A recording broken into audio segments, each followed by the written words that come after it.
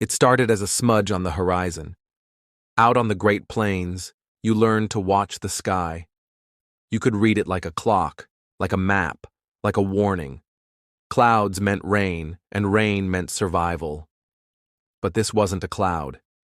It was a wall, rising black and brown against the flat earth, swallowing the line where sky met land. The sound reached you next, low, steady, and growing. It was the sound of movement, of millions of tiny impacts striking all at once. By the time you felt the wind change, it was too late. The world dimmed, then darkened.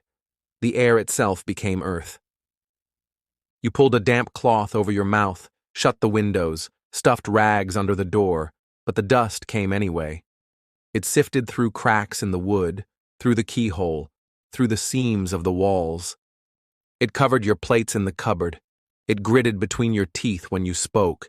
You could feel it in your lungs, dry and sharp. This was not one storm. This was not one bad season. This was the Dust Bowl, nearly a decade of drought, wind, and human error, turning the heart of America into a choking wasteland. In the years after World War I, the Great Plains were seen as the nation's breadbasket. Vast stretches of prairie grass were plowed under to make way for wheat. The soil was rich and dark, easy to till, and for a time it seemed inexhaustible. Encouraged by high grain prices, farmers brought more and more land under the plow.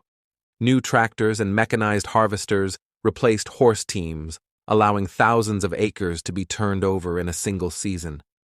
The native grasses had been the prairie's armor. Their deep roots held the soil through drought and wind. But when those grasses were gone, the protection vanished. Wheat plants had shallow roots. They fed well when the rains came, but they withered quickly when they didn't. And then the rains stopped. The drought began in 1930. At first, it felt like the ordinary dry spells farmers knew. But as months stretched into years without real relief, the land baked. The sun baked the fields until they cracked open. What was once fertile topsoil turned to fine powder. And when the prairie winds came, steady, unbroken by trees or hills, they lifted that powder into the sky. The storms built far off, invisible until they were almost upon you. Then a line would appear on the horizon, rising higher as it came. Some were the color of rust, others black as coal. The biggest blotted out the sun, turning day into night. The tallest climbed 10,000 feet into the atmosphere, spreading dust so far that ships in the Atlantic reported brown haze on the horizon. Inside, families fought a losing battle. Wet sheets were hung over windows and doors to try to catch the dust. Damp towels were tied over faces. Mothers laid damp cloths over sleeping children, hoping to keep them from choking in the night. But nothing stopped it. It seeped into jars of food, into the seams of mattresses, into the lungs of anyone who breathed. Doctors began diagnosing dust pneumonia. It filled the lungs with fine particles, making each breath shallower until there was no breath left to take. Children and the elderly were most at risk, but no one was immune. In the hardest-hit counties, funerals became a grim routine. The economic toll was crushing.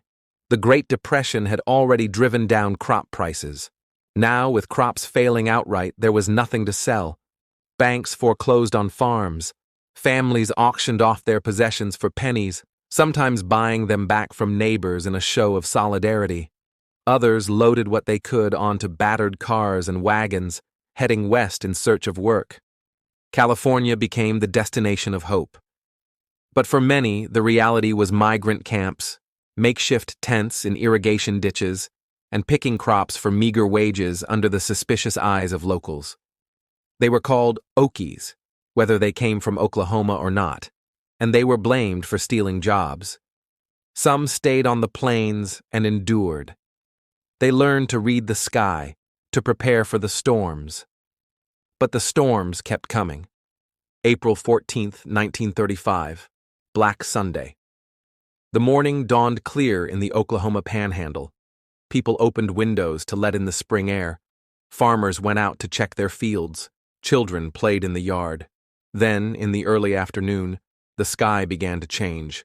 A cold front barreled down from the north, hitting the loose soil like a broom hitting ashes. The wind lifted millions of tons of earth into the sky, building a wall hundreds of miles long. Witnesses said it boiled and churned like a living thing.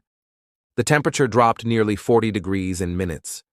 Chickens roosted at midday, thinking night had come.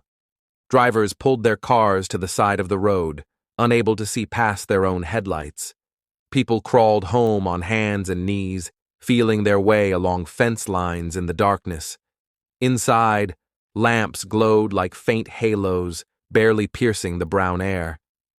That day, thousands made the decision to leave the plains for good. The dust had beaten them. The storms didn't respect borders. By 1934, dust from the plains was falling on Chicago, New York, even Washington, D.C.